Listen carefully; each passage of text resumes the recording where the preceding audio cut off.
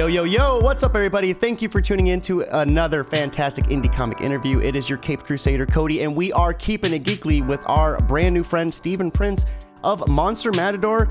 And excuse me for the technical difficulties earlier. For whatever reason, my mic's working good this time, but the actual operating system didn't want to function. But we are live and we are running it smoothly now.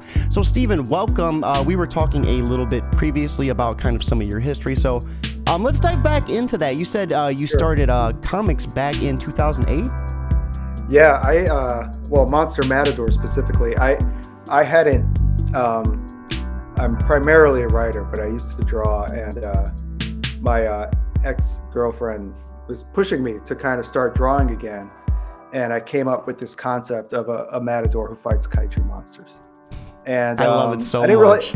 I didn't really know what to do with it, and I just kind of kept it in my back pocket and kind of noodled with it for a while. And then around 2014 or so, with the rise of Kickstarter and Comixology, I thought it might be the right time to sort of put it out there. But rather than kind of work out the story on writing it out, I thought it would be fun to kind of like draw a couple issues just to kind of get a feel of what it would look like for a matador to fight, monsters and whatever. That is such a wild concept. So real quick, why a matador out of anything? I mean, it's like reading it. Like when I read it, he is such a badass. But like it's so insane to see, a little guy with a sword going up a huge kaiju. Like it's insane. I love it. So I've always had a kind of obsession with matadors, or at least kind of been attracted to it. I think one of my grandparents is Spanish, and as a kid I had a little matador hat. So it's always been on the back of my mind. But there's a Peter Sellers movie that I really love called The Bobo, and he plays a matador in that. And so it's something that it's always on my mind. And I was sitting down one day just kind of like trying to come up with a character, and the name Monster Matador just popped into my head, and it just sounded great. And I remember kind of doing a sketch and like you said, just the idea of this tiny little guy, and because of the way, the matadors, the way they stand, their poise and everything. So you just imagine this guy with the cape and his sword, and he's totally just fearless and poised and whatever. And there's this giant monster, you just squash him at any moment too. Any moment, but he's, so the contrast was just interesting, just visually alone. And my original concept for it was sort of a Three Stooges-esque kind of thing. So it was more of a slapstick comedy, and I got tired of that really quickly. And I thought, why not take it as seriously as the Matador would take it? Yeah, I was gonna say like the character development and the relationship building that you did was just phenomenal. So when you said that at first, I was like, hold on, like did I read the same issue? Because like it definitely like took on like more serious tones with the character, especially like in issue 2. Oh man, I can't wait to get to that one. Yeah, and the humor kind of comes out in that because it's so. One of the things I found is that the concept itself is so bizarre that it actually works better rooted in a grounded reality. You know what I mean? It kind of gives it a kind of quirkiness and tone that allows you to buy into it more. Yeah.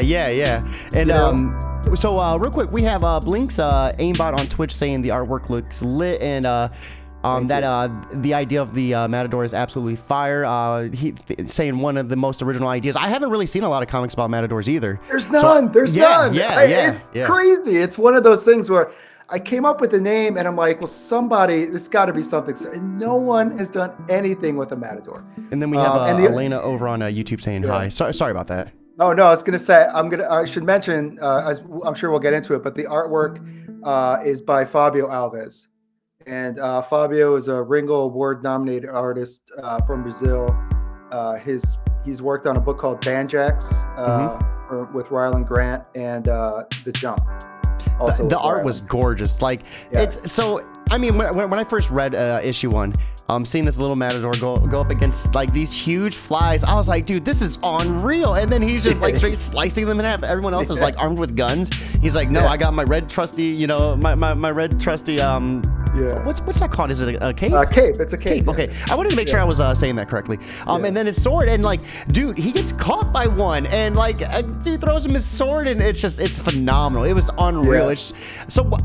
It's like, what drove you to take that humor side of things and just put some of the most over the top action scenes I've read in like a comic book? I loved it, man. It was awesome. Yeah, it's part of it is just like I try, like you say, like the over the top stuff. I try to think visually, like, okay, so there's this, like in the first issue, there's this giant like bee, this giant Mothra type monster. And, to kind of like add a twist to it, she's also got these thousands of little children to it.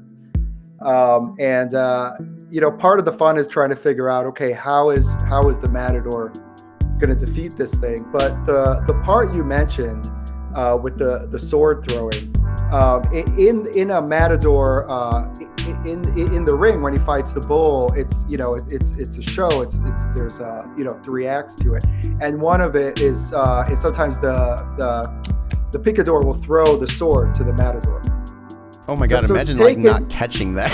Yeah, so it's taken from the actual process, from the actual reality of it. That's really cool. In that scene specifically, which opens that book, the thinking behind it was that as the reader, you're coming into the book with the Matador because the bug, like you said, is holding him, and then he kind of like you're coming into the story with him as he kind of breaks through free and sets down and gets into the fight. So that was kind of the thinking there. And anyone watching, we're actually going to be doing something really cool too. We're gonna be, of course, diving into more of Steven's content creation process and the books that he's created, but we're also going to be taking a more in-depth look at issue 1. So if you're getting hype, I hope you keep that hype, for a little bit longer, because we're going to pull it up. We're going to actually be breaking down the different panels and some of the inspirations. I love the one scene we were talking about earlier, like the Tom Cruise meme, like the laugh. What other little Easter eggs did you hide in these issues? There's a lot. There's a bunch. I mean, some of them are pretty obscure. I'd have to go through it again. But yeah, the Tom Cruise one, I think you're the first person to actually catch that one.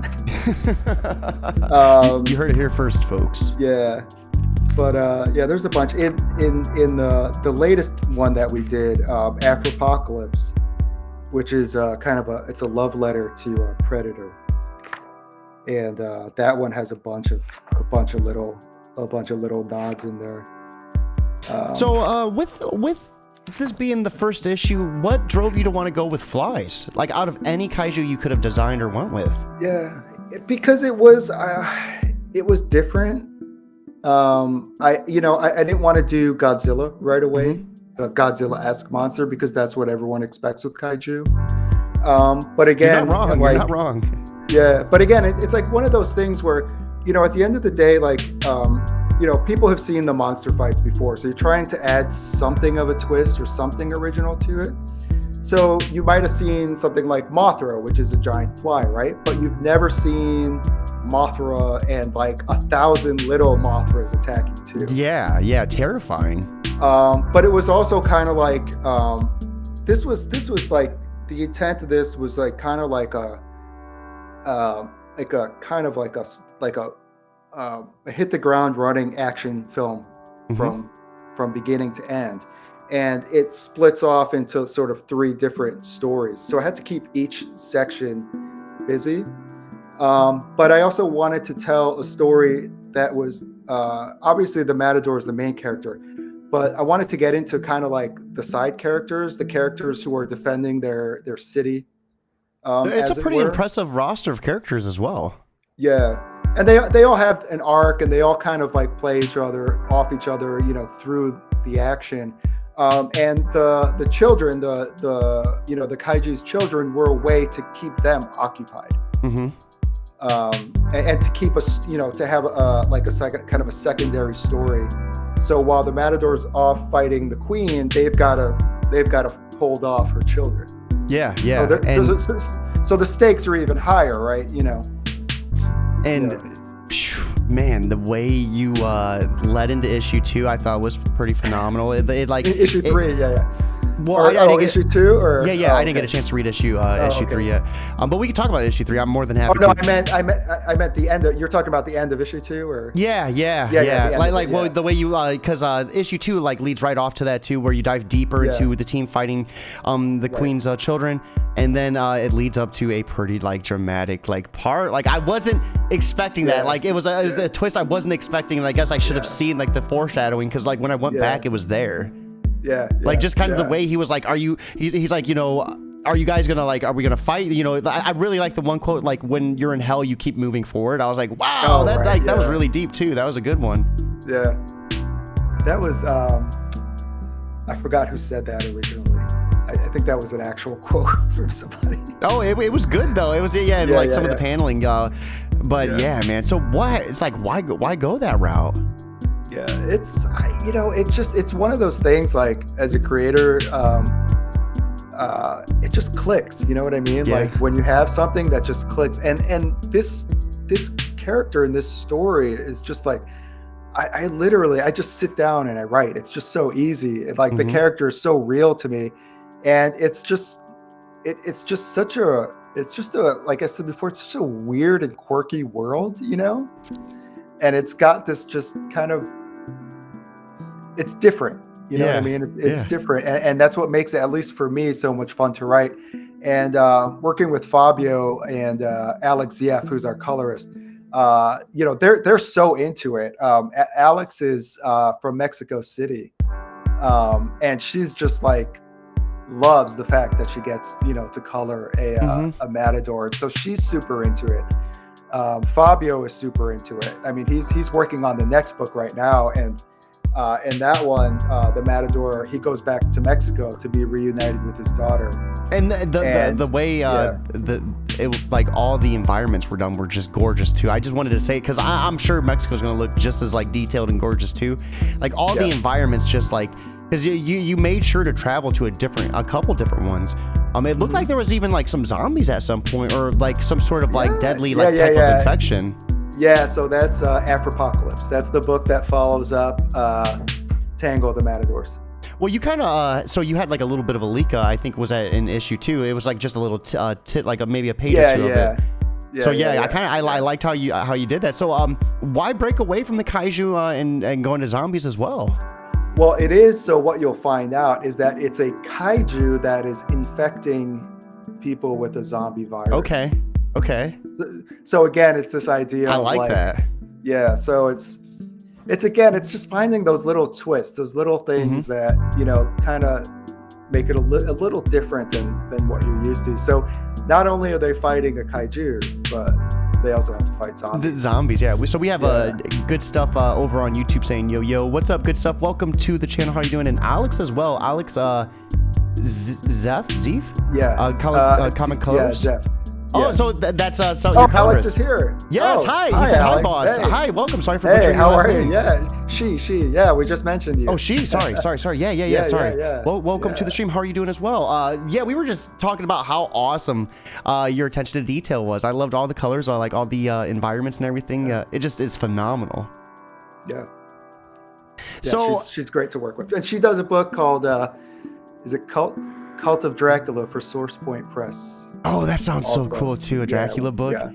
Oh, she's having so much fun. Dracula and Matadors. Yeah, she's oh she's man. Living a life. So now after issue 2, and I don't know if you want to maybe say the spoiler. We can. Where do we see our protagonist go in issue 3 before we see him run off into the spinoff that you did? Well, he I don't want to spoil too much. Okay. We can pull back. It's it's called Tango with the Matadors, but he has to fight. Okay. Yeah. So that's the big pro. I don't want to let me ask spoil you it this. for So you said Matadors. The way they fight runs in 3 parts. Was that why you decided to kind of go with like a 3-issue run? Like, did that have any correlation? Not this time, to be honest. One of the reasons I did it is because when I decided that we're going on Kickstarter, I wanted to be able to get people a complete story. in a decent amount of time. I love Kickstarter. One of the things that frustrates me about Kickstarter is that it can be years before you actually get a completed story. So I thought I wanted people, and we started working on the book when I put the first issue out. We were already almost done with the second issue. When we put the second issue out, we were done with the third issue. So we put them out, I think, in 4-month intervals. I really wanted people to get a sense of the character in the book and what it was, and I didn't want them to wait too long for that. And we had so much fun that we did, a 64-page book that came out, I think, 4 months after the third issue. So wow. We've been so we're taking a small break, but yeah, I mean, we've just been having so much fun with the book. And I just, part of it too is it's an easy concept to explain, but at the same time, it's kind of like, when you read it, people have a reaction to it when they actually read the story. It's so much more than just, Yeah, and it's hard to get that across for some reason, you know what I mean? Like I can tell you, but it's sort of like, but every time when people read it, they're like the same reaction you have, which is like, oh wow, this wasn't exactly what I was expecting. This is yeah. So I wanted to make sure that we could get a story to people within a decent time, so that they could get like a good sense of the project, and then we can keep moving forward with it. So with the fourth issue, you want to talk about that, or was there spoilers with that one as well? We can talk about it. Okay, so with the fourth issue, what is that in correlation to like the arc of the story? Where are we seeing that head as well? Because that's a rather interesting take with the zombies. I really like that. Yeah. So what happened with that one is I kind of put those teases in Tango the Matadors, and I was kind of working out a story, and then COVID hit. And it clicked, but though it kind of gave me the idea of like, well, how do you fight a virus, right? So what if your kaiju is a virus? How do you defeat that? How do you know you defeat it? That's a really interesting way to look at it. So that's basically the theme, or at least the sort of big picture of that book. And obviously, there's a kaiju and there's zombies and there's this kind of predator vibe. He's joined by a team of international kaiju killers, some of the best kaiju killers in the world. So one of the things we do in this book is we begin to open up the world of Monster Matador.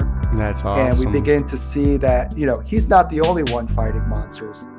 But what we do see is that when he lands, he does have this reputation, and that his reputation has kind of crossed borders and crossed across the world, where people know have the legend. heard of him. Yeah. People know who he is, and he's inspired other people, dude. He's shown people that they can defeat the kaiju. Dude, and that's now awesome.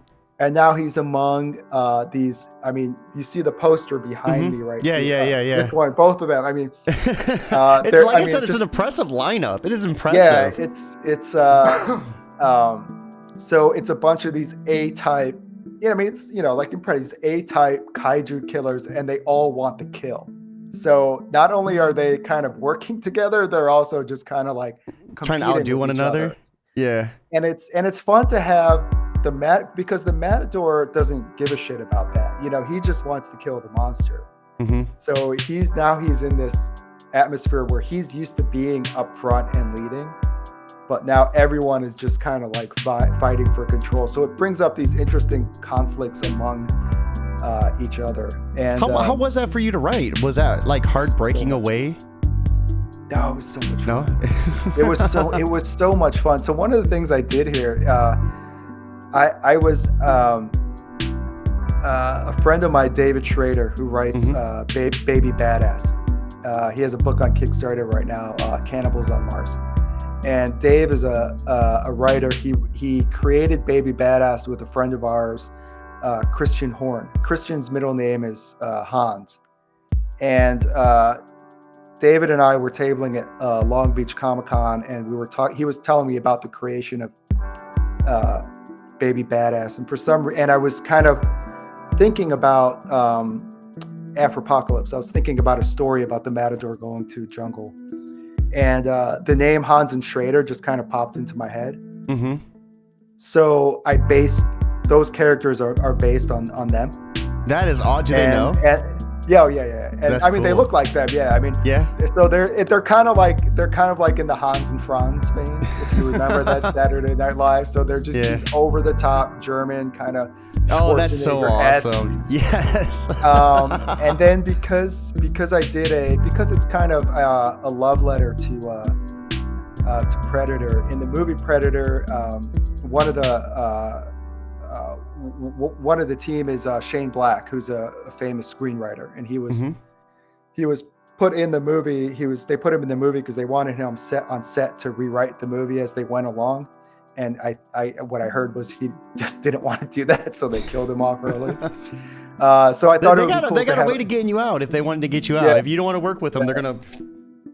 Yeah. So I thought it would be fun to put an actual screenwriter in the book too. So my friend Ryland Grant, who wrote Banjax and Suicide Jockeys, is one of the Kaiju killers in the book too. So it was a lot of like interesting people that have like interesting books in this story. Like each one, like Badass Baby, and like this one, like they all sound crazy. Yeah, and the person that recruits the Matador is a woman, Kalisha. And she's a kind of badass, and it's kind of fun because she's it's her mission. So there's this kind of like there's the sexual tension between them, but there's also this tension of like the Matador is like giving orders, and she's like, hey, this is my mission, So there's and he's like, what you mean? Yeah. So there's it's just fun because like when you write a lot of characters like that, it's fun to see those kind of relationships build out, and you'll see the rivalries come out and everything. So was it hard to write like a female role, like after writing a male role for so long? No. You just got it made. You just got it made with writing. I wish. It makes it sound easy. It's weird. So my process is I tend to come up with a story, an idea, and I kind of let it kind of sit, and I take a lot of notes that I'll fill notebooks usually of just dialogue and scenes that I hardly ever go back to, but a lot of it is just getting the characters in my head. So what's that character creation look like for you? Like, so when you're getting it in your head and you're writing that stuff down, like what's that process look like for you? Like when you're like creating them, like what are you, I guess, putting into it, like, like world building wise? It's hard to kind of, so for instance, for this, okay, to take this one, for example, Hans and Schrader, I knew I was going to have in there because that was just, I had that. And Afropocalypse takes place in South Africa. And I thought it would be interesting rather than to have the typical, white South African guy, to put a little twist on that. And she's a black woman who's in charge of the operation, and she has her own kind of paramilitary group that fights monsters. So at that point, it's kind of you're sort of filling out the team. So she has two of her people with her. There's Ryland, who's the screenwriter, and then I added Chaya, who's she's Israeli, ex-Israeli army. And there's Johnny Mac, who's British. It's a big, yeah, right? It's diverse. It's diverse. It's diverse, but it's a big group. And then you have who are they? So Hans and Schrader are these kind of they're kind of like the comic relief, but they're these big sort of beefy and sort of, macho, just over the top German guys. Are they like Chads, you would say? Yeah. Yeah, like muscle heads. Yeah, they're total muscle I gotcha. They're total, and then, Ryland is sort of like the lone wolf, kind of a lone wolf kind of thing. And, Kalisha, as you'll see in the story, she's kind of got a backstory, and she's kind of she's, tough in all business, and there's reasons for that. And then her squad are, they're just kind of regular people who, because of the monsters, now they're, they're fighting monsters. So they're also kind of like have kind of like a brotherly relationship, you know, and they're just kind of laughing at everyone. They kind of get along with everybody because they're not really like, hey, we want to kill the monster. They're just like, yeah, dude, we're here because we want to like save ourselves, but you know, we don't really care. Someone has to do it, right? The monster, someone has to do it, right? Yeah. And then Chaya is sort of like there's this sexual tension between her and Johnny Mac, and Johnny Mac is very much kind of like he's just there really just to kill the monster and doesn't want anything to do with anybody. So you get these different kind of personalities, and then how they work into the story. Typically what I do is I'll start writing a scene with those characters, and I'll see how those characters react against one another. And like right away, the Schrader character and Ryland just go at it, you know, and that sort of builds this kind of Ryland has this thing where he makes fun of his name because it's not like a real name, you know. Like so Schrader sort of insults him in that way. And Schrader is kind of like, he's kind of got a bit of, I didn't mention this. He's kind of if you took Arnold Schwarzenegger and put Werner Herzog's brain in him, okay, that's Schrader. So he goes off in these like weird, philosophical rants. And so that just pisses Ryland off, and they just get into it. And the Hans character is like, he's short. The Schrader character is tall, and you know, so the other guy's short. So he's always like, you know, being the short guy trying to like get up, and everyone, okay, like, you know, you want me to take him out. So it's just, I don't know. It's stuff just sort of develops. Yeah, the dynamics just seem so insane. Yeah. I love it. Yeah. So, yeah. I was gonna ask you, with 3 issues already done, and then you have that the 4th one.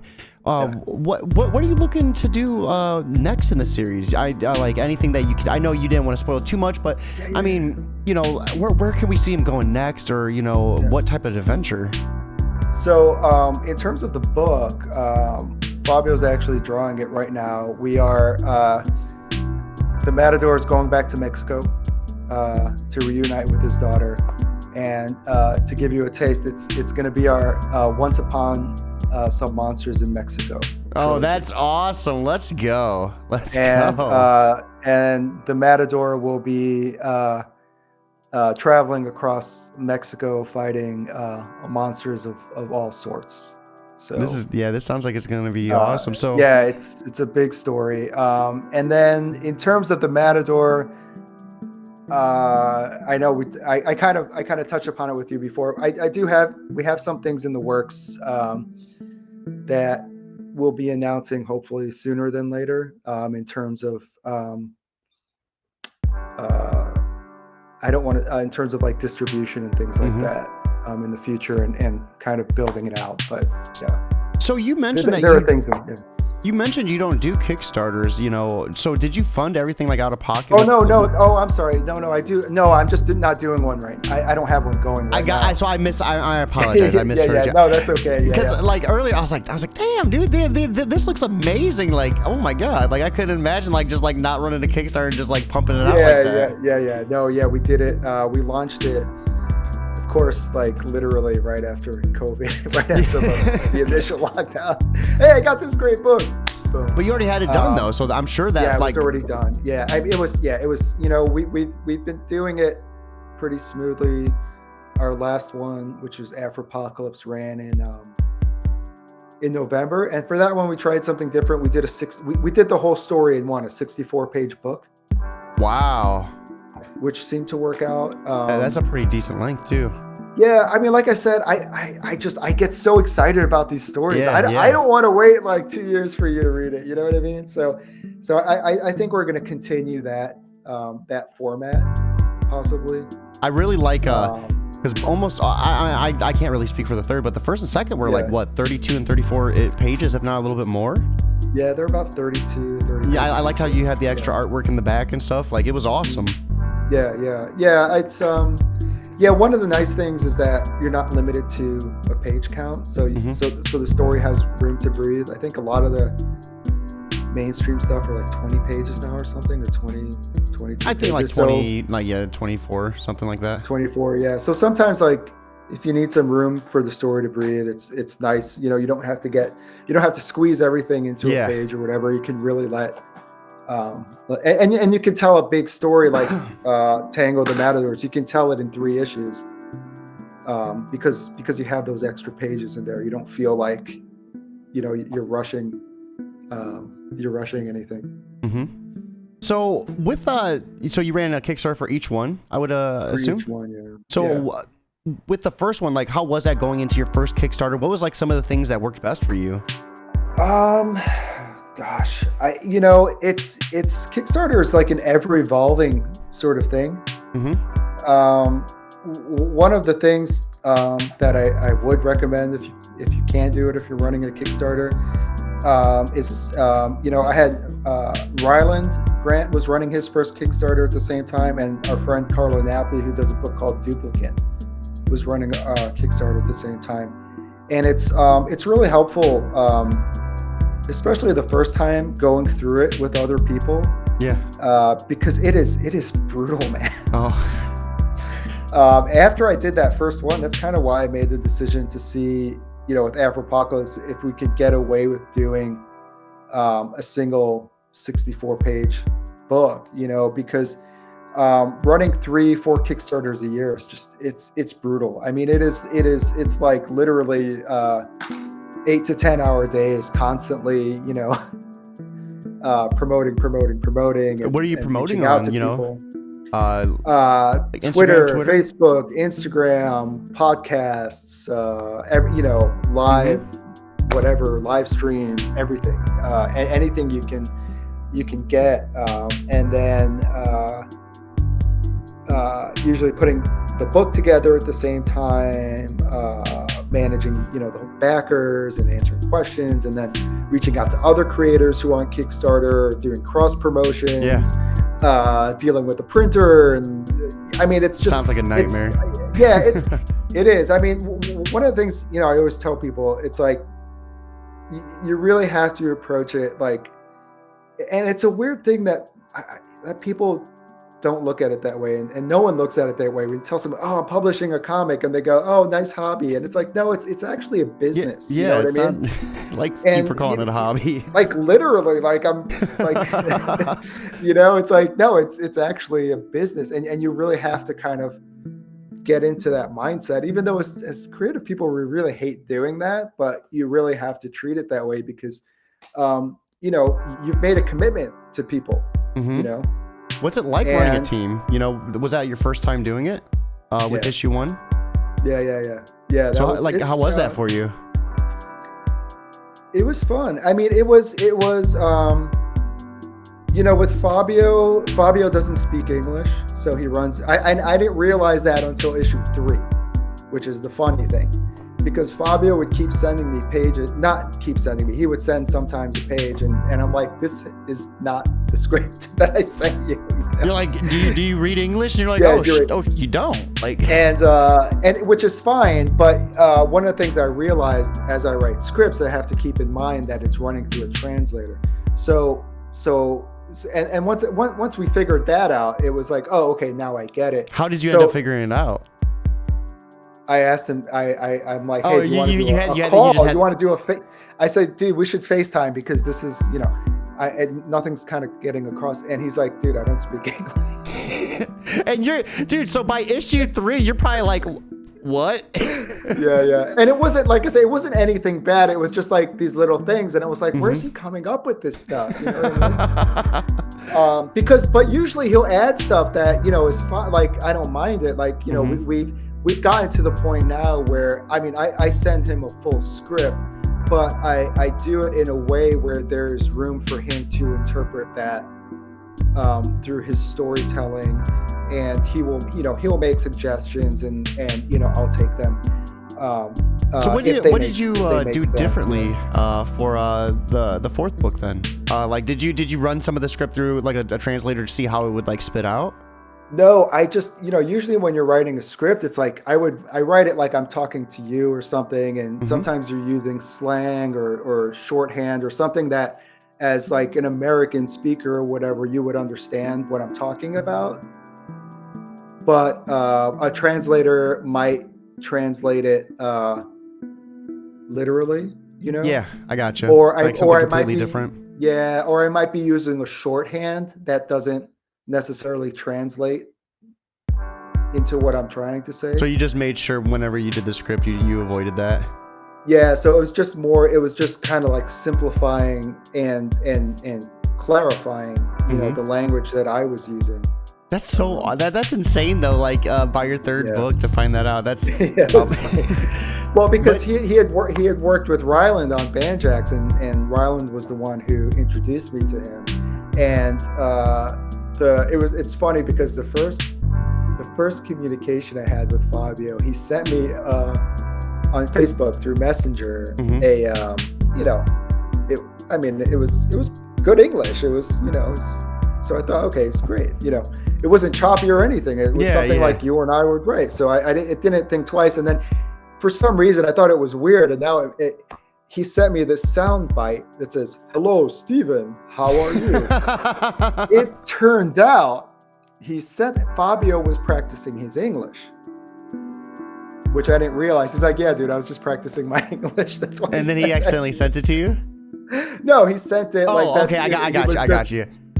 And again, it didn't because the English that he had in the message was so well, it didn't think twice. But we did end up at one point doing an interview on a podcast, and he had a friend translate for him, and Alex was on that too. So that was nice because that was the first time the three of us actually spoke live.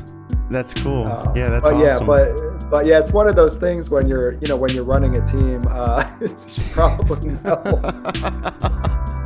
The thing is, it looked good. You never would have guessed. There was any sort of so we got Dave Baxter. You never knew you both weren't speaking the same language. The early issues with Fabio, Red Fly. They really did. They looked amazing. Like I said, you never would have guessed. That's just I love that, man. That's so awesome.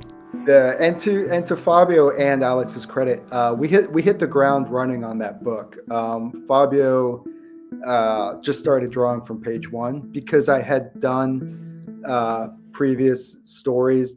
We didn't need to design the character or anything like that. Fabio had obviously put his own spin on it, but he hit the ground running with it. And I still remember the first page he sent, it was originally the first page of the book, but I moved some pages around. It's the second page of the book, and I'm sure we'll talk about it when we look at the pictures, but it's this close-up of the Matador, and it was like the first time I saw it, I was like, holy shit, that's it. That's it. It was you hear horror stories sometimes, but it's been working with him has been it's been so smooth, and it's been so fun because partially a big part of it too is because he's so excited about the book and the character that he loves doing it. So it rubs off. And with Afropocalypse, I actually wrote that book for him. Oh, that's awesome. Yeah, Tango the Matadors was written with another artist in mind who, by the time I was ready to do it, had other commitments. And interestingly enough, going back to what we had spoken about earlier, it was a much more cartoony style. But I didn't change the script for Fabio, and it's just interesting how it worked. It worked. And the moment I saw it, I was like, oh, wait a minute, this is it. You know what I mean? It's just one of those moments where you're like, oh yeah, this is it. It almost feels like it probably wouldn't have worked as good if it would have been cartoony. Because the fact that it's more serious, it's like, okay, we're doing this, this is legit. It's funny. It's funny how it works out, because in hindsight, I'm like, yeah, it would have been a totally different book, and I don't think it would have been the right book. It would have been the right look. Let's actually go ahead. Let's dive over here and let's pull it up. All right, so right here's the cover. Pretty powerful cover too. So what kind of drove you guys to want to do this? You're introducing the Kaiju here, and what's the symbol on his head? What's that supposed to represent? Oh, it was a skull. The skull, yeah. It's like a skull, yeah. I just thought it would be cool. I designed. So Kyle Roberts did a variant cover. I met Kyle at a con, and I loved his style. He has a kind of Bernie Wrightson-ish Mm-hmm. horror style.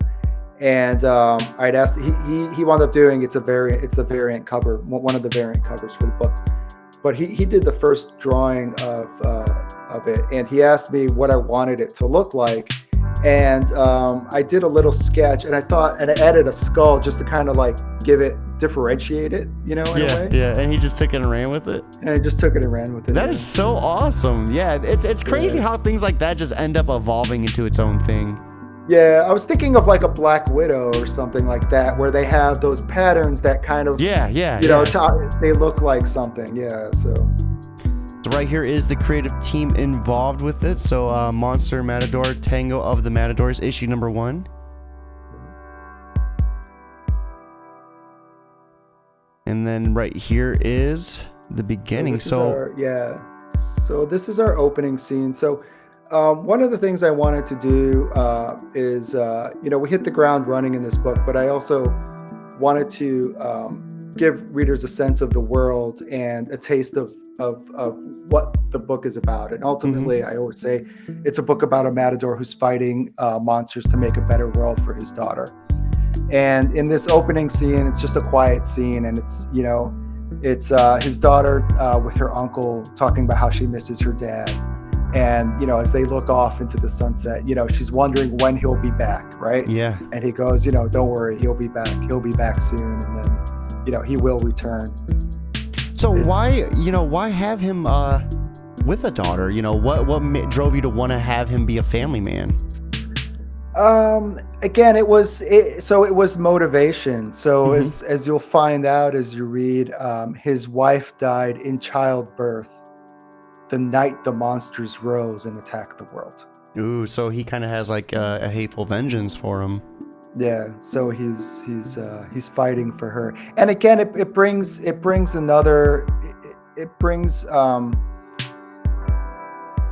it's a little twist, but it brings more potential for stories, and it creates something else, something different, in that he's a guy who literally, Matador is like killer. That's what it translates to, right? He's a killer, and he's literally killing, to make a better world for his daughter. But at the same time, he's sort of conflicted because he doesn't want that life for his daughter. Yeah. And as we'll see as the book goes on, she wants that life.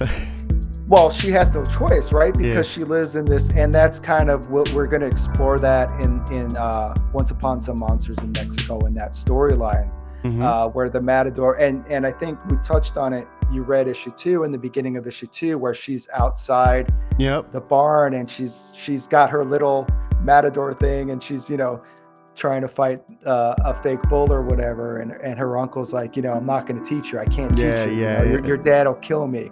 And then we'll see how that evolves when you read issue 3. So and what type of direction did you give Fabio for the daughter? Like, did you tell him anything certain that you wanted her to look like, or anything in particular?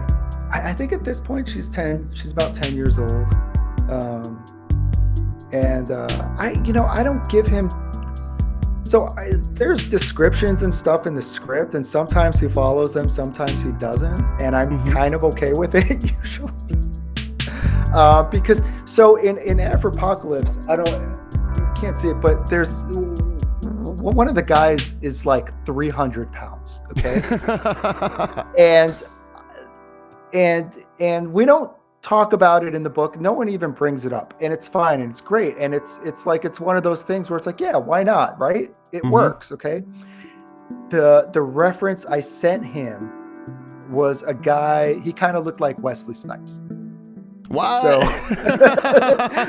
So sometimes that's how Fabio's mind works, which is fine. But you know what? But again, it's something that, like, okay, why not? Right. And there are some characters, and there's one character specifically that when we get to it, we can talk to that. And the design he did, again, I think also it fit his drawing style. Yeah. More than, if it were, a cartoony style. And that's probably when you started getting some of the best work too. Yeah. And part of it too, again, because, here's the thing, when you're working with an artist, even though, like, yeah, I'm the writer, I know what my story is and whatever, like, there are things that you kind of really, if you don't have to be precious about it, you've got to, ultimately it's a collaboration, and there's got to be some give. And I think, and part of part of what makes the book fun for Fabio is that he becomes invested in it because he feels like he's contributing to it, and he is. And you got to pick your battles too, right? Yeah, and you have to pick your battles. And if it's something, one of the things I always tell him, because I think sometimes he doesn't necessarily read ahead all the time, or sometimes if we're working on one issue, is he'll come up with something, but I'll have to be like, I can't do that because in issue whatever, this is going to happen, and that's going to happen. So it's just going to, it changes the logic, or it throws something off. But if it's something like a character design, which isn't going to affect anything, or, then it's something I can work with, and he's done different layouts than I've had in mind. And I'm happy to rewrite dialogue and rework things to fit that, because I think, as an artist too, as someone who's drawn comics, and I've talked about this with a buddy of mine, Tony Donnelly, who's an artist, is that once it's in the artist's hands, it's no longer your book. Yeah. And there are things that work when you type something out, and there are things, and sometimes they don't work when you actually see them visually, and that makes sense. That makes sense. And it's only when you're doing a layout or something that you actually kind of see the full picture, So yeah. Well, that it's just I love hearing just how you two work together, and how everything came out together. I mean, ultimately, even with him having to use Google Translate, it's remarkable what he was able to accomplish. It's I mean, like I said, the translation is great. I mean, it's perfect. It's just when you're using slang or something, or shorthand or something, that's where it kind of gets tricky. So well, no, just the fact that that's how he had to do it, that's to me, that's awesome. That's insane. The fact that he had to do that to even just get an idea of what to do. Right. So right here's what you were talking about, kind of just the close up of the eyes and glaring. This is the close up. So I wanted to give a really dramatic introduction to the Matador, and also as you'll see, we kind of drop. You're kind of the Matador here, and we drop you into the story, and then in parallel, we have his ally, Angel who is riding his horse. And this kind of creates, this. I wanted something really dramatic. You sort of don't know what's going on. There's something, you see the close up, you see the horse riding, and then you scan down, and you see the Matador. You see these kind of claw things, and he's just kind of he's calm, he's poised. And this right here gives you, in a sense, it tells you everything you need to know about the Matador, right? He's he's not someone who's going to freak out. He's totally just cool. Right? It's and he's patient. I also really like how you gave extra measure to put your creative team in the actual. So a lot of people might skip that inside page. They might just initially just turn that page, but they see it without a doubt when they're going through that. So I really like that extra touch. Yeah. I really wanted it. And also this opening scene is very cinematic, but also, like I said, like you two, sometimes the credits are so small, but I say this a lot, but Fabio and Alex they're just a dream to work with, So who did the lettering? Was that Fabio as well? I did. Oh, you did? Okay. Yeah. Okay. I don't credit myself on it, but it's good. It looks good. I mean, the thing, it read good. I would have never. That's awesome. Yeah. Yeah. He's unknown secret. Yeah. When I used a pen name, I think, in Afropocalypse. The thing is, when I did the book and I was drawing it, it was written by Stephen Prince, created by Stephen Prince, drawn by Stephen Prince, lettered by Stephen Prince, colored by Stephen Prince, and I was just it's too much Stephen Prince in it. But I also is just kind of So what was the pen name? Albini, which is a stupid pen name, but this goes back to high school.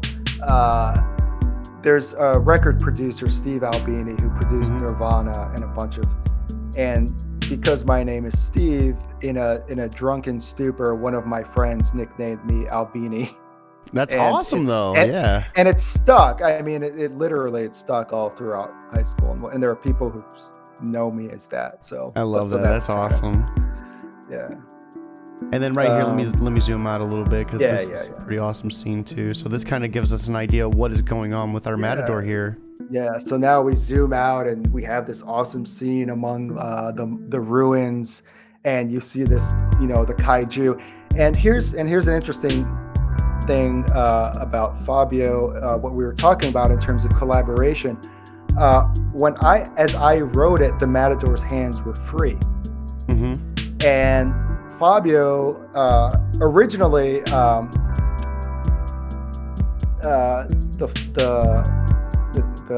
kaiju had a different thing that it did, and Fabio in the layout drew him with these handcuffs, and I was like, how the hell did that happen? It's and awesome though. It works so good. And I was about to, and that's the thing, I was about to write to him and be like, what do you think? Like, where the hell? Like, that's not in the script, Fabio.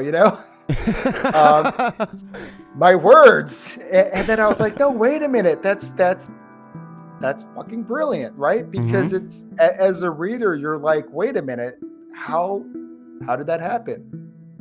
It adds this level of mystery. And now you also know that there must have been some intense fight and some crazy fight going on, yes, sir. For that to happen. So there are little things like that Fabio will come up with. But maybe I'll just take credit and say that's what my script translated to. So why start out with him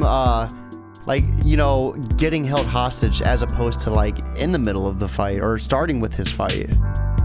I wanted to start in media res. So like I said, one of the things is I wanted to kind of drop the reader into the story. It's a little more exciting that way.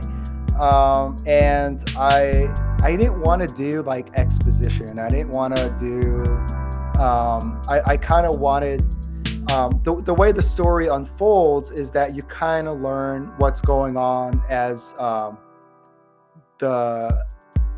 we'll see in the next few pages, the second Matador comes in. So he learns it. So rather than have all of that up front and then kind of like regurgitated, or it just, the story just flowed better this way. And it was a nice way to kind of also to give a sense of the type, like, the Matador is going to fight, right? But how cool is it now, to see him in the first thing where he's trapped, to see him breaking from his trap. And then, you see Angelo, and he's riding with the sword, and you see this action, and it just kind of sets up in your mind, like, this is what you're in for. This is the type of craziness and over the topness. And I thought that this scene specifically with the sword throwing and everything was just such a crazy scene to start with. That like it would lose some of its impact if you saw kind of like what happened before. You know what I mean? Like, I gotcha. Yeah.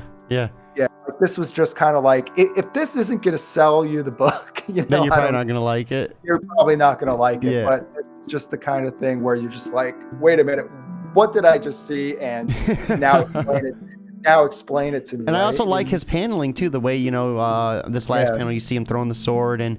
How it bleeds off it bleeds through the page, and I thought that was really awesome. Yeah, he does. Yeah, he does some really interesting things, and Alex's color palette too. One of the things I love is that it's naturalistic, but she also uses color to express mood and emotion. Yeah, you know so what I mean, what directions did you give her for these kaiju? Like, color wise? I give her nothing. Nothing? Wow. I tell her it's daytime, it's whatever. I mean, just very basic. I think the kaiju and the Matador, we had a color scheme. Obviously the Matador has a specific color scheme. But in general, I'll have notes in terms of like, if there's something specific that needs to be a certain way, you make sure to outline it. But otherwise, I'm kind of a hands-off editor in a way.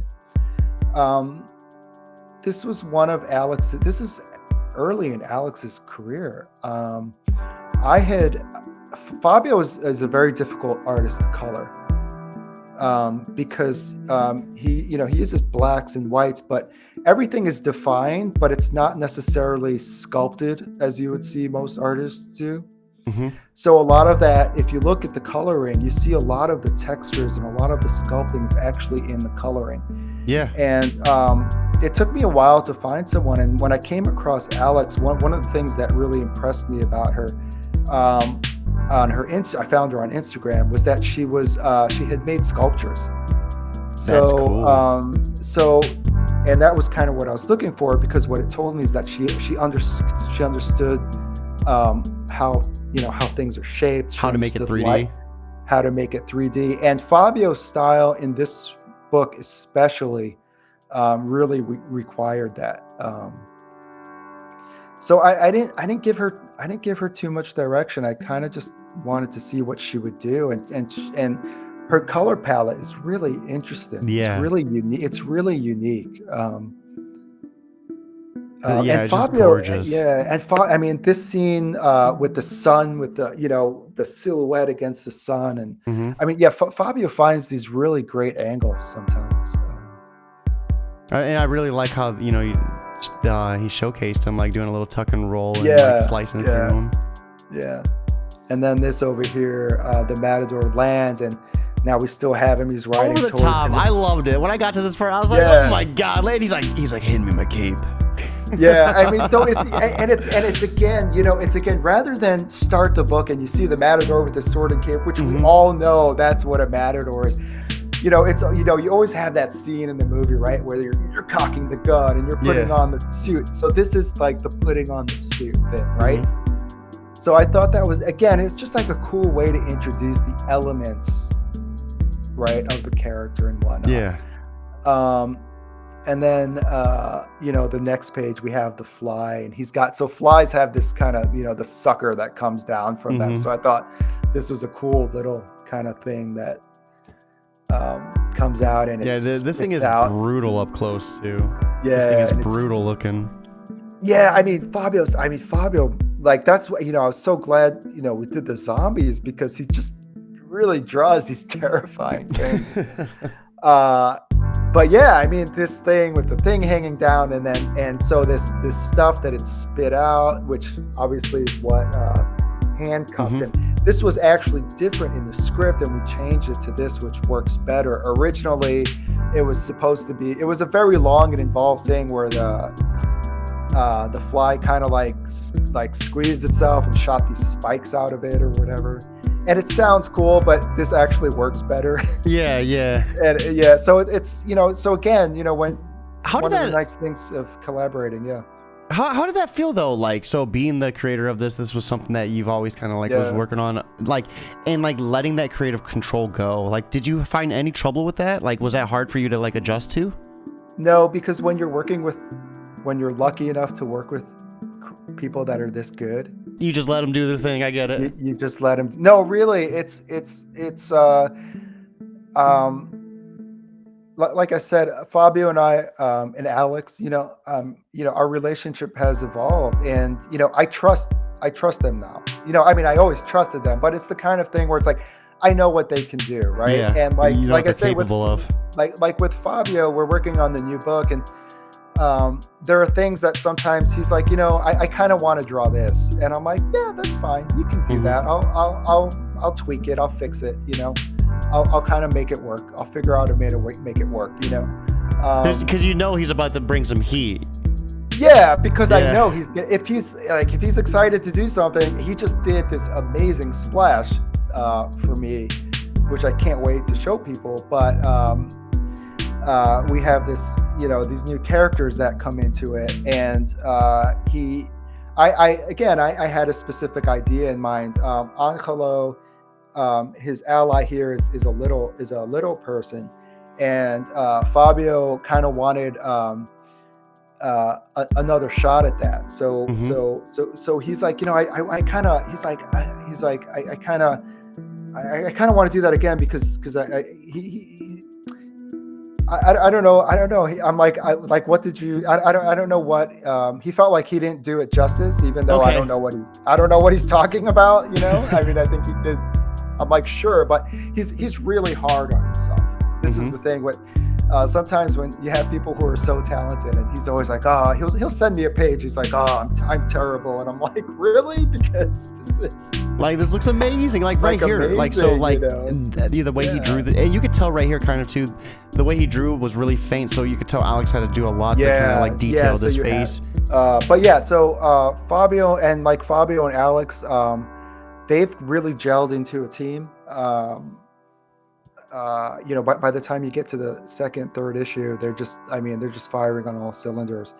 And she actually had to, he kind of, for Afropocalypse, he kind of did a Bill Sienkiewicz thing with his art, and she learned a whole new style of coloring to color. So yeah, it's fun to see the evolution of their partnership. I just love her detail too. Right here, this eye, it almost looks like a gem. You know what I mean? The way you can get like lost in it, and like right here too. So the way you have the silhouette and then the colors, like you almost wouldn't recognize it if you didn't look close enough. But we could zoom in actually. So and she added the sun in the background there. That wasn't Fabio. She like right there, that's gorgeous. Yeah, so she adds, so like Fabio, she adds those little touches in there. And like I said, like a lot of that is her. And again, when you have creative people that are that good, you don't really want to be on them too much. You kind of want to let them. And sometimes I think on the first issue, there was a bit of things, working things out, which is normal because you're kind of feeling each other out. You're feeling the story. You're feeling, but I mean, both of them. I mean, it's Alex especially. She just. I mean, most of this stuff is first draft. She just makes such great choices. So we have David over on YouTube saying they second that, they seen and appreciate it. Also, haha, running out of HD space while recording. I swear this is my nightmare. It is a nightmare. I was, I'll say this. This is my 52nd interview. That's only happened twice. And it's only happened because I do them almost every day. So I just haven't had time to clean them up. But, we're good. If anything, I will say this, David, make sure you always record to a second spot. So that way, if your first recording messes up, you have a backup. So right here, we have an interesting panel seeing him flip through the air, taking down this Kaiju. Yeah, so this is the second Matador who came out of nowhere, stabbed the Kaiju. And now our main Matador, Ramon, is looking as the Kaiju flies away. And now they're facing each other. And of course, he's like, hey, buddy, it's been a while. It turns out that it's one of his old friends. So any symbolism or significance of the different colors? I know you have probably a lot more extensive history of Matadors. Like, is there any symbolism between red and blue? No, not that I'm aware of. I got you. She probably no, but I mean, obviously you don't want two red Matadors, so that's basically what it boils down to. No, I got you. I just want, I wasn't sure because I always, if I don't ask that question, if there was a significant meaning, I'm gonna kick myself in the head if I miss that opportunity.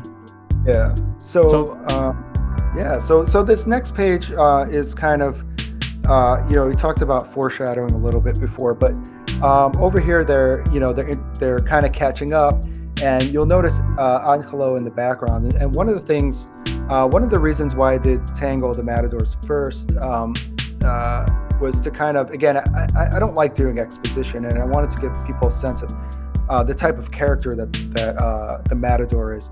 And you'll notice that throughout the story, Ramon, our Matador, the main Matador, the monster Matador, treats Angelo with respect. Yeah. Right away, Miguel is very dismissive of him. Right? He's always. I got the asshole vibe from the entire time. So right away, it sets up this contrast between the two, right? Just in the whole story. So obviously, that was just kind of one way to kind of like do character work without having like, hey, look at the Matador, he's a great guy. It's like, here's two Matadors, now see how both of them react in the same situation. So was it weird like writing like this in depth, like writing a character like this, because like this was your first comic, so doing something like that in depthly with his character building, like was that a challenge at all? No. I'm telling you guys, he has the. It wasn't the first thing I wrote. It wasn't the first thing I wrote. No, I mean, because I had done. I mean, like I said, I had done some stories before, just on my own, But no, so I have a background in writing. I used to develop. I used to be in the toy business. I used to develop toy properties, and I used to develop them for animation as well. So I have a storytelling background. So it's not like I decided one day to be like, hey, I'm gonna. He just kept it, like in the beginning. He was like, yeah, that just came natural. That came natural, and he's like, I gotta. Well, in terms of but in terms of the specific, like I said, like this character for whatever reason is just something that is just like he's so real to me. Like it's a weird thing. Like I just I don't think about what he says. Like I just hear it in my head. There's this voice of his that I have in my head, and every time I click that voice on, it just. So who's he sound like? Does he sound like any actors we would know? It's not necessarily. It's just this kind of like I don't even know. It's a bit like Peter Sellers in that movie I was talking about, the Bobo, but with a bit more of a Mexican accent, kind of like a deep accent. I gotcha. Yeah, so it's but again, very very serious, very kind of, he speaks with purpose, right? He doesn't just ramble or whatever. So when he talks, he talks with a purpose. And then you kind of see him right here. I'll share my recipe for the Spanish fly. Still like embracing that. Yeah. Yeah, the other guy is just like, he's a dick. I mean, he's. And you can see it in his face too. Just the way he smirks. Yeah, and again, that's the art. Obviously, you write that in the script, but as an artist, that's Fabio's job, and he really excels at designing characters. I mean, you just know it makes my job easier because you don't even need the words there. You know who these people are. I don't have to explain anything to you. They just they look like who they should be. So yeah. And then we see them over here. Yeah, so this is our kind of like our quiet moment. We're going to slow down for a little bit. This is going to give you a sense of this is where we are. We're in Puerto Barrios, Guatemala. We give a little history about what's going on. And we show the Matador. The Matador's having a drink and catching up a little bit. So, like, any significance of this area that you picked, or was this just kind of like the vibe that you were going with?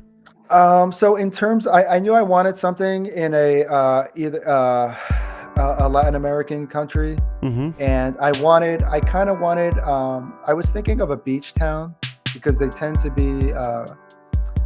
be pretty diverse, but also have a certain character to them, just as a town. They don't necessarily look like a typical city.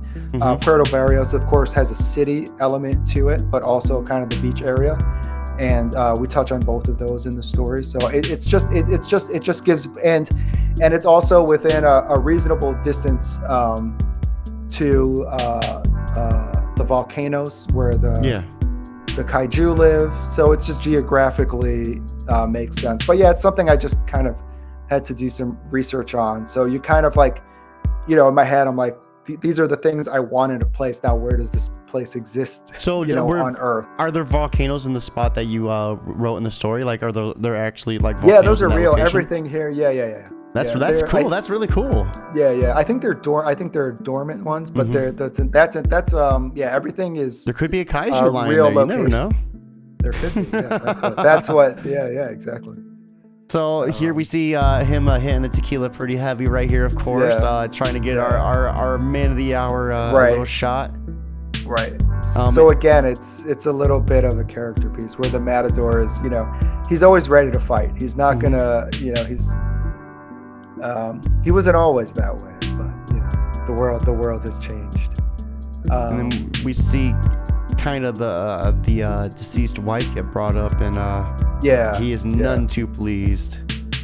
So Miguel is kind of goading him, kind of bragging throughout this scene, making it like, hey, oh yeah, I heard about your wife, I heard about whatever, but he's really pushing buttons, you know. Yeah, so I'm sorry she was pregnant. No, like, so Yeah. that's a thin line, bro. Yeah, so it gives you the sense that they knew each other, but you know they weren't necessarily the best of friends that Miguel makes it out to be. But you know, they were kind of like workplace buddies, where they respected each other and tolerated each other. But you know, Miguel is kind of like kind of a dick. And again, that expression on the bottom panel just gives you everything you need to know about him. It's just smarmy. And then we find out our good friend's wife is pregnant as well. So this again, we're talking about stakes. Angelo is, you know, he wants to fight for his town. He's, you know, and his wife is trying to talk about it. He's telling her, you know, but what would I be? What kind of father would I be if my child, you know, if I didn't fight for my child and whatnot. So for their future, you know. So it's a really kind of touching moment there. So being a father yourself, did you feel like adding this emotion to it, like kind of played off a lot more, like knowing how that would feel, like having it on the line? Yeah, that just kind of, you're going to hate me for this, but that just kind of popped in there while I was writing. Oh no, it's, you know, I'm almost expecting you're gonna hit me with a curveball here. I'm not gonna be expecting it. I mean, so I mean, like I said, a lot of times when I'm with the story, like the story is formed in my head, and it's just a matter of finding out those little bits. And I used to write prose, so as a writer, I kind of like to just write sometimes and feel the story out, rather than having everything kind of like set in stone before I write. Because you get these kind of pleasant surprises that make sense, and then these connections start to build. That's funny because that's exactly how I do interviews. I don't ever write anything down. You know, I everything I read an hour before we started. So like it's funny because well, you had 2 months. Well, yeah, well, no, because that if I would have read it 2 months ago, I would not have nearly remembered as much as I did tonight. Yeah, like I was able to pretty much recall issues 1 and 2, and that's because I read it before. Man, I'll tell you, I've been able to do interviews pretty much every single day, and they're never the same. They're always different because they're never scripted. And it's cool to see. It's cool to see you do it that way too, because I think it's like a unique kind of unorthodox way to approach it.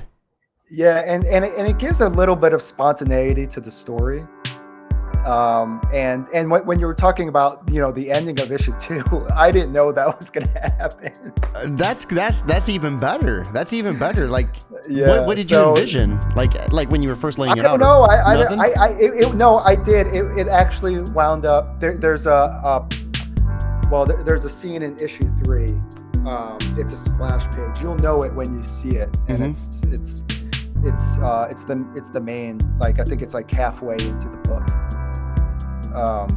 And that was originally going to be the end of issue 2. And when I got there, I was like, yeah, this isn't enough. You know what I mean? I need something. And then I was like, oh, wait a minute. Why isn't, and then that kind of like opened up the last issue for me. It made sense, everything that happened. And I bet that moment was so awesome for you too. You're like, oh yeah. When you get those moments, it's like phew.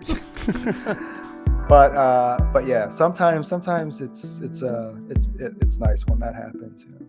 And then right here, you kind of see him throwing a little bit of shade. Yeah, I like this too.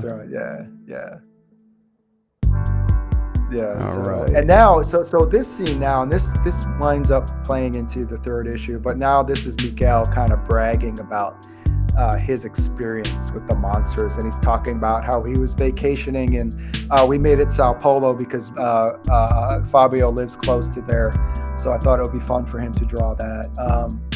And did you give him like any like major like ideas how you wanted this one? Because this was like actually kind of like what I would imagine a lot of people were thinking going into this. Yeah. No, I just wrote monster. And he's probably like, all right. Yeah, you know, he likes horror. He likes that stuff. So with this kind of stuff, like what I've learned too is just kind of let him do his thing, because it's it's ridiculous too. Like he's able to draw these cars. Like I hear a lot of artists have trouble like with drawing horses or drawing cars, and he's just doing it all. He can draw anything. He's incredible. But basically, Miguel here is telling this story about how he's this monster attacked, and I got in the car with my family, and I drove across town, and then in the next page he's like, oh, I stopped and saved these other kids, who were running from the monster, and then we drove off, and I saved everybody. He's telling this like really over the top, like, oh, look at me, and this is after he's like, oh yeah, by the way, I know you couldn't save your wife or whatever, but I saved everybody. I saved mine, like. Yes, yeah. So it's just this really nice scene between these two that really kind of drives home the point that there's a reason why the book is called Tango of the Matadors. Yeah. All right. And at the end here, he's like, yeah, tomorrow, we're going to create a new legend. Like, people have always been talking about the monster Matador, which is Ramon, but tomorrow now they're going to talk about the monster Matadors, the two of them. So he's already kind of like, bringing him into it. And now we kind of, we introduce the rest of our crew. These are the locals who are fighting the monster, who kind of the Matador has been fighting with, and they're coming up with a plan. And basically, the Matador is saying how the Volagante got away, and Anclo is like, yeah, he only got away because this idiot, got in the middle of you. You were about to kill it, and now and they're fighting, and it just becomes a pissing match between the two, and everyone's like, look, we don't have time for this. Is this a Yu-Gi-Oh reference? A third-rate Novelero? Like, because in Yu-Gi-Oh they say a third-rate duelist. Oh, really? No, yeah. I didn't know that. Yeah, I had to ask because you did the Tom Cruise reference. So I was like, man, this dude's hitting everything right now. No, yeah, I'll take that though. Yeah, I'll take that. That's so awesome. Yeah, and they're about to throw down right here. Yeah, so they're about to throw down, and now they're kind of like, look, we don't have time for this. We need to figure out how to kill these monsters. So here's the Tom Cruise moment. So did you tell him to design this too, or did he just do that? No. I mean, this was in the script, but he designed these characters. So there's the one character, the old lady, was originally this old little grandmother type, and he made her this kind of badass, kind of 70-year-old woman who has like this history to her. And in the second issue, we get into that a little bit, how she fought, I think, I have to read the book again. I wrote it, I don't remember, but she fought she fought in the Cuban Revolution with Fidel, and then she fought these other you know what I mean? Like, there's this history to her. And originally I had it, oh, she was this old grandma, it's funny. And I'm like, but no, making her this kind of like, this battle weary. She reminds me of like Linda Hamilton from the Terminator. Yeah, right. And she, yeah. And again, it's like, once you see it, they're like, oh yeah, that works. That's exactly who that should be. So it's I had given him character description on these, and he pretty much stuck to him, but he put his own twist to them. So this meme was him, or was this you? No, this was me.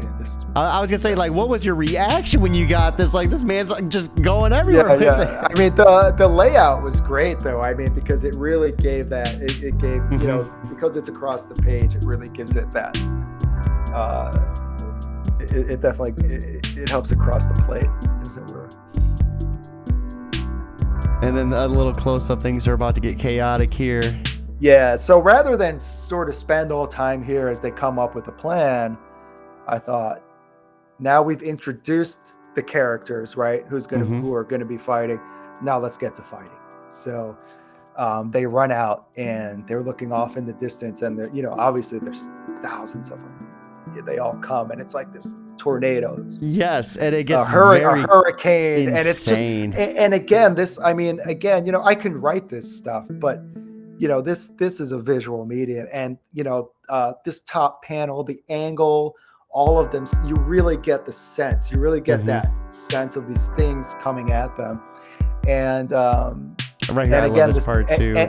And this bottom panel, again, it's very easy to write, okay, everybody in frame, you know what I mean? But the way he has them all standing, and the grandma with the machetes right there, ready to go. I'd have to look at the script, but I'm assuming I gave her 1 machete and Fabio just gave her 2. And it just, I mean, that looks fucking great. Yeah, right? she's ready to go. She's ready to go. And everyone here just looks like, you go like, okay, they can take on some monsters. Like, you know what I mean? Like, you believe that. And I just love because everyone's like armed with guns, but then you have the 2 matadors and grandma with the swords. and that's one of the things. If you pay attention to it, you know, the guns don't really do anything to the monsters.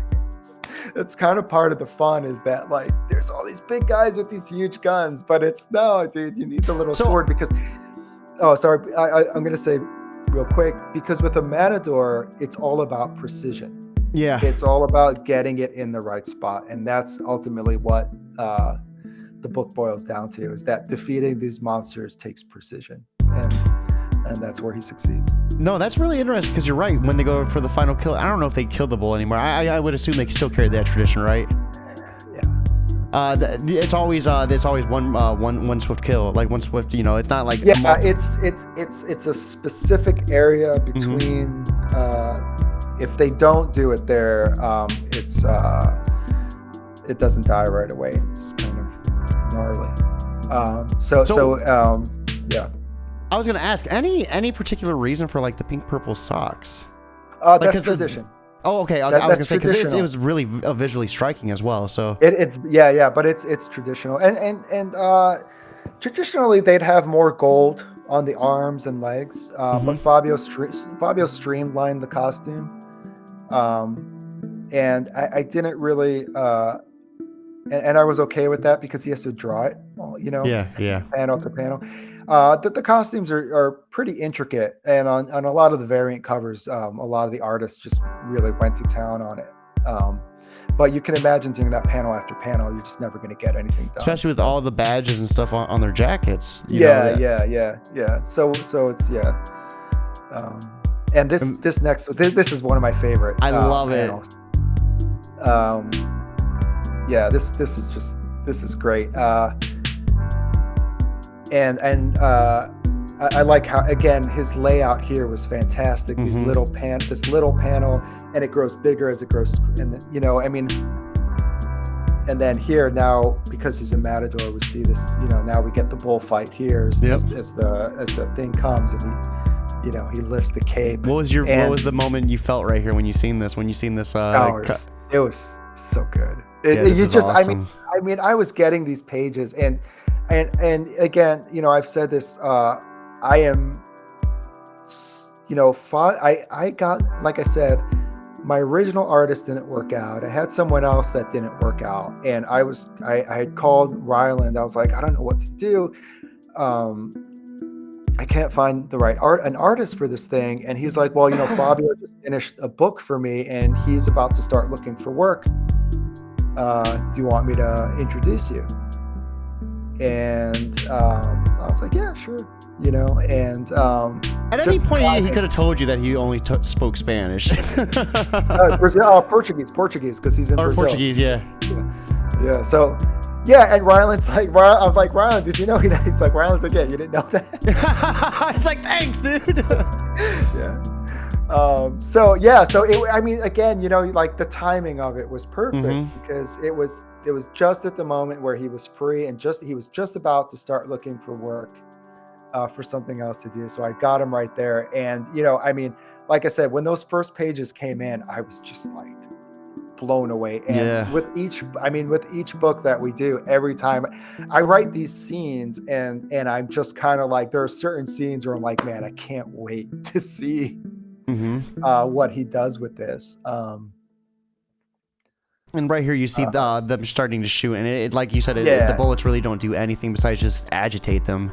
Yeah, they agitate. They'll get a couple of them, but they're not like But it takes so many bullets, you know what I mean? Where the Matador, you know, it's one strike because he gets it right where. I still can't believe he threw his sword and got him right in the forehead. That was such a badass move. Yeah.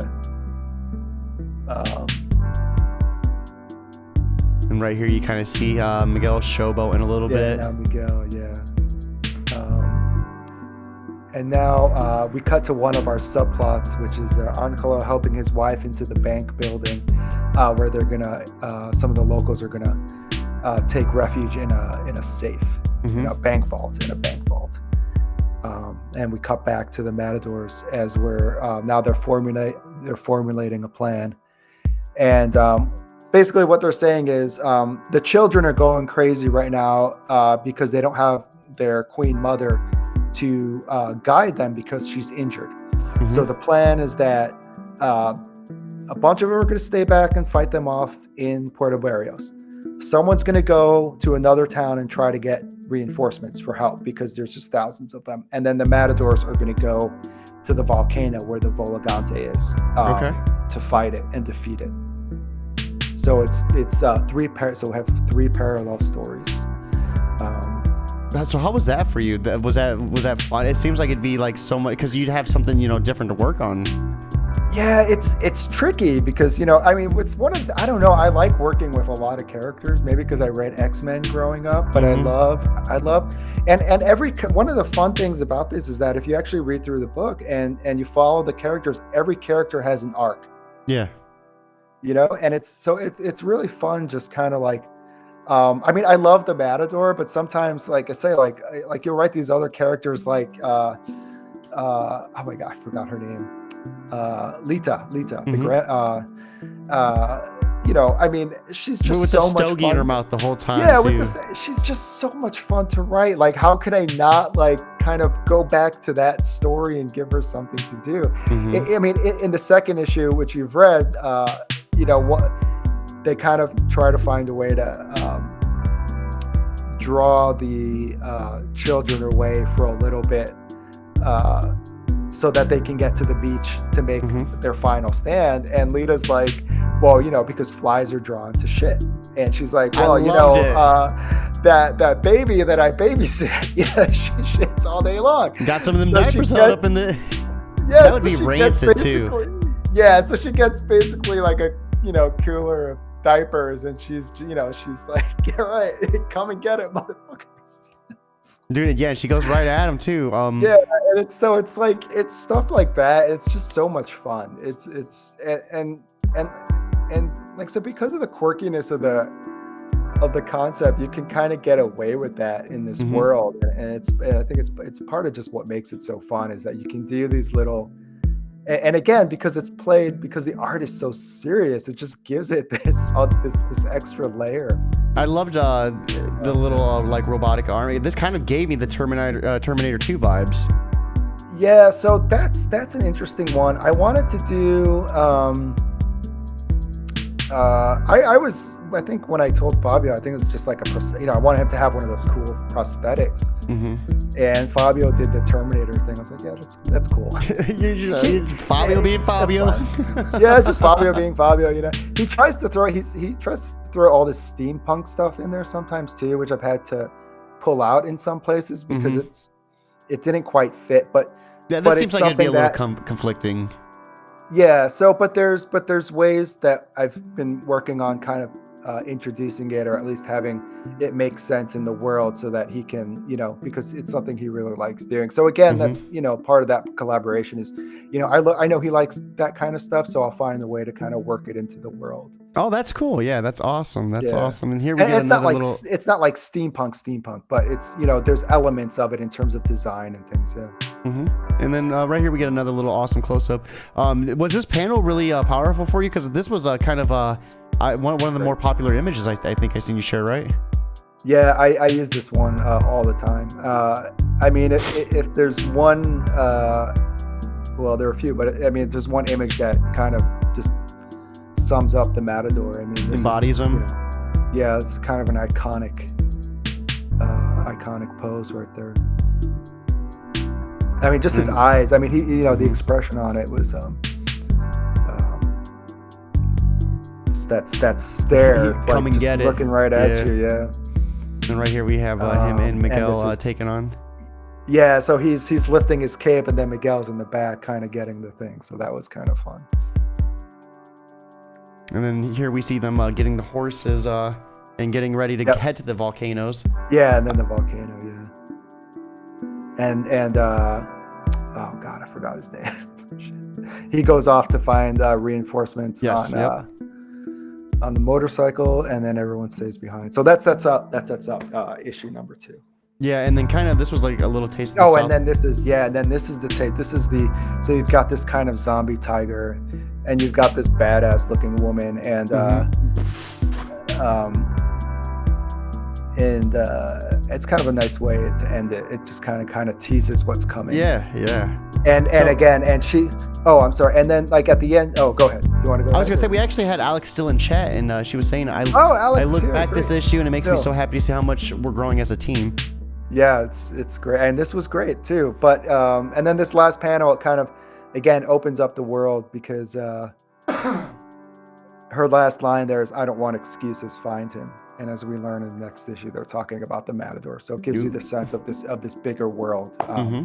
But I mean, you look at how good Alex is in this book, and how amazing she is now. It's incredible. Yeah, Alex, we were I don't know if you were here the whole time, but we were definitely giving you nothing but high praise. We were talking about I'll pull up the panel in particular, but we were talking about how you had to work with like some lines that weren't like very like distinct, and you did a lot of adding your own coloring to it to flesh it out more.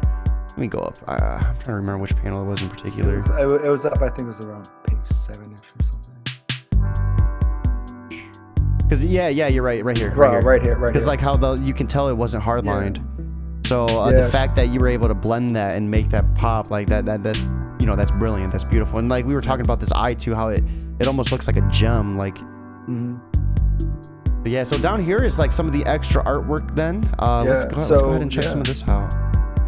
So this first one is a pinup by Tony Donnelly, who's a friend, and I just love his art. And he just excels, at drawing these kind of swashbuckling characters. So and then I love this print. I actually, when I bought this magazine, I remember when we first met up, I bought issue 1, and then you snuck this in here. And that was like the first. Oh, did I send that one? Yeah. Yes. I got, actually, let me show you. Oh, cool. Yeah. I know I threw a bunch of stuff in there. I don't remember. I made this. So I got that's right. The first time I did it. Yeah. So I made a little invisible thing. Yeah, dude. I loved it. It's been up on my wall ever since.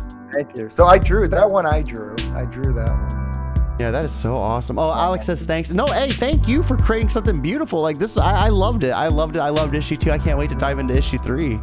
Now we see the Matador looking a little thick. Yeah, this is Christy Shin, who is a very interesting creator. She does a book called Demon Bitch.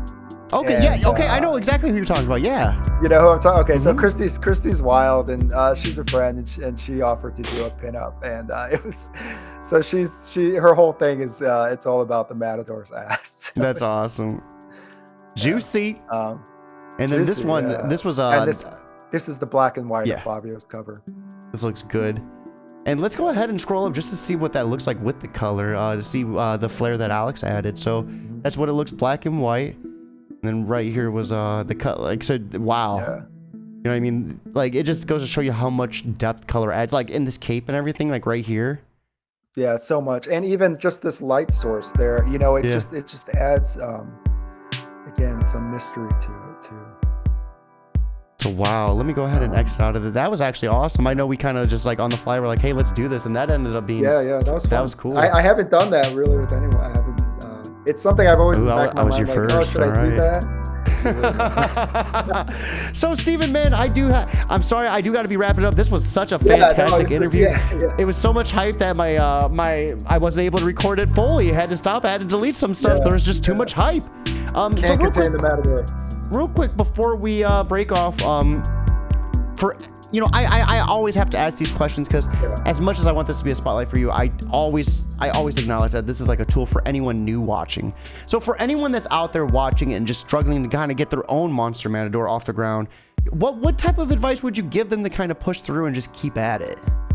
Number one, you're never gonna get anywhere unless you do it. No, it's true. Look, I can't tell you how many times I talk to people or go, I've been thinking about making a comic or whatever. And I'll be like, hey, here's my info. Email me if you have any questions. and they never email me. And I will tell you, one of the most important things and one of the best things to do is to network with other creators. Because like I have a group of creators that I'm close with, and we read each other's scripts, we help each other out, and it's just, you're not even in competition with them. It's just this sense of like accomplishment, and everybody's encouraging that hype, everybody else. And it really is like it. Artists, writers, we tend to be solitary creatures. But it really is important to build a network. And I think one of the things you'll find, especially in the indie scene, is everyone is willing, not everyone, I shouldn't say everyone, but most everyone is willing to help out. You know what I mean? Like, they really are. If I'm running a Kickstarter and, you email me, hey, can you cross promote? I'm happy to do it. Everybody's happy to give advice. Everybody's happy to introduce you to a printer, or let you know how to do this or that or whatever. But the biggest thing is you have to ask, and that's usually the hardest. Closed mouths don't get fed. The hardest thing. I live in LA, which is a big comic community. Back, it's been 6 or 7 years now, but Meltdown Comics in Los Angeles, which is no longer there, had classes that were run by a former Vertigo editor, Jim Higgins, and that's where I met. That's cool. That's where I met a bunch of creators. We did workshops there, and from that group of creators, most of us are making, like Ryland and Carla, who I said we launched our Kickstarters at the same time. Those are books that we workshopped in that workshop. You know what I mean? That is so cool. Yeah, that's awesome. And it's cool because it's kind of like, as your friends do better, as you do better, you all just kind of feed off each other, and then you meet people through other people, and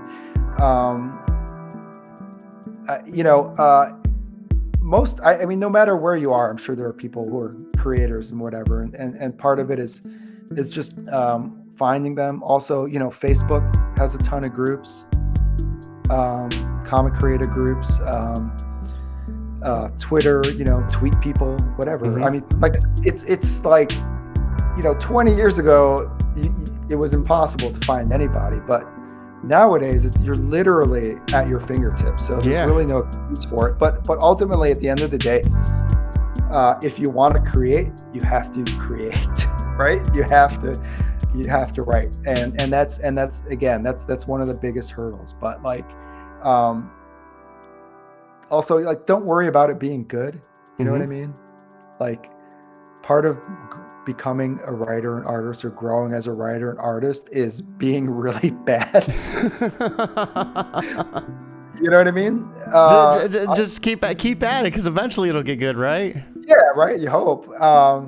No, but because what happens is, like, I mean, look, comics are a really difficult medium, and it's something that I think is really underappreciated. If you're an artist, and even as a writer, you're a director, you're a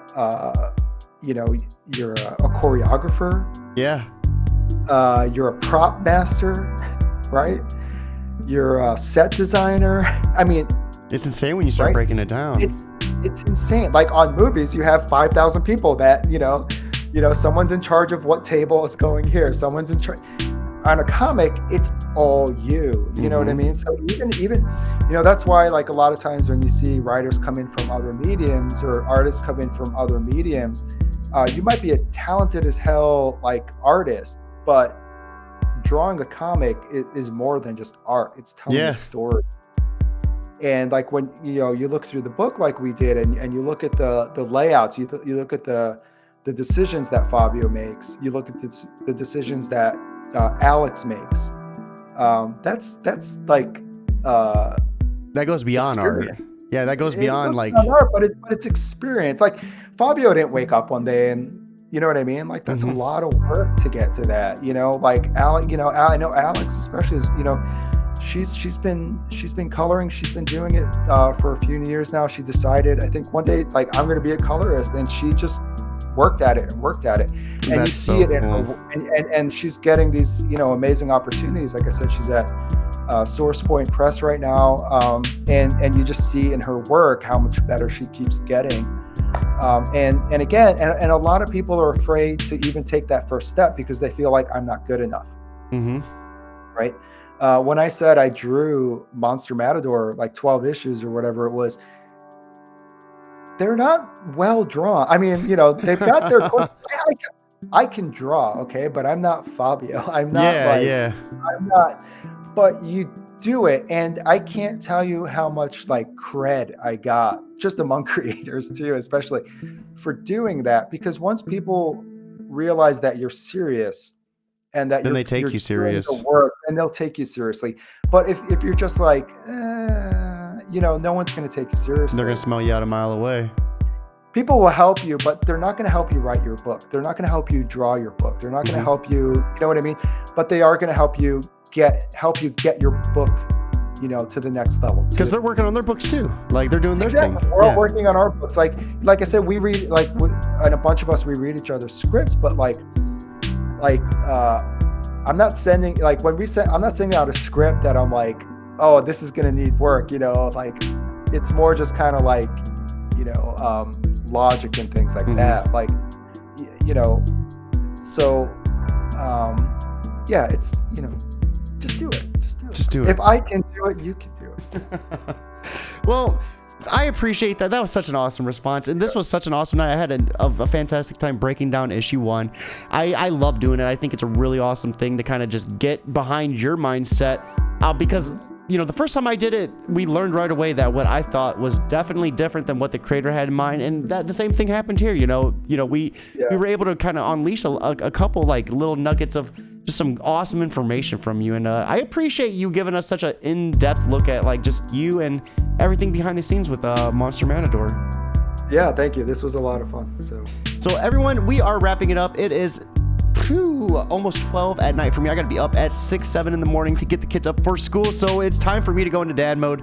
I appreciate you coming on and keeping it geekly with us. Everyone in the chat, be sure to check us out. We're gonna have this on Twitter, Twitch, and YouTube. Post-production probably in a week on YouTube once again.